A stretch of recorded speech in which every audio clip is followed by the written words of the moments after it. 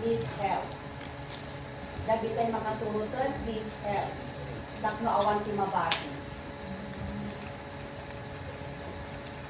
Awatan.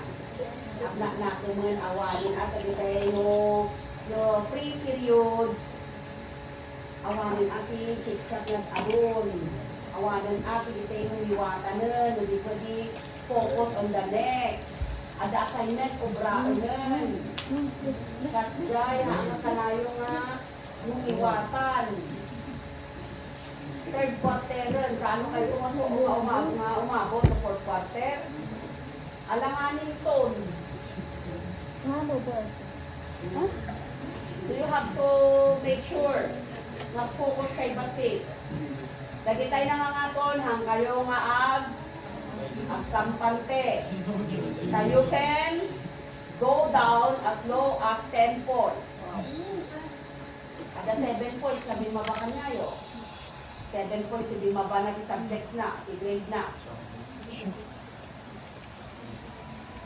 Kung ang kayo nagkampante, ay nalay na kita, nalay na kita kayo. It will not affect individual or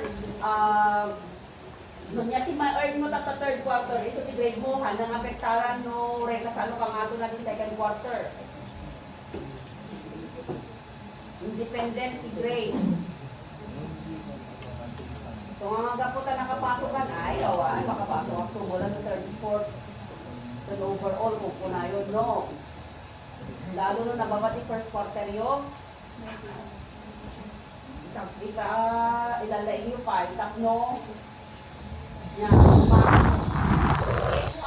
least 95. Tanong ko ba, ano pa yung mga may 95 at least adalay sila pa kayo sa latam. Ang atiin mo kat 90 lang. At least mga 90 at man lang. O, yung hanggang hamunan ni 90. Bagsak mo, 88. O, ihawan. At least magkakabili ka, or with 5. Tanong hamunan ni at least mababa ka dyan with honors letter. Ano may baga pagana na may surok na. Uy, sa bali lang mo ano, sa medal, may kwan, may yuputan na yun, yuputin naman kung tatanyo.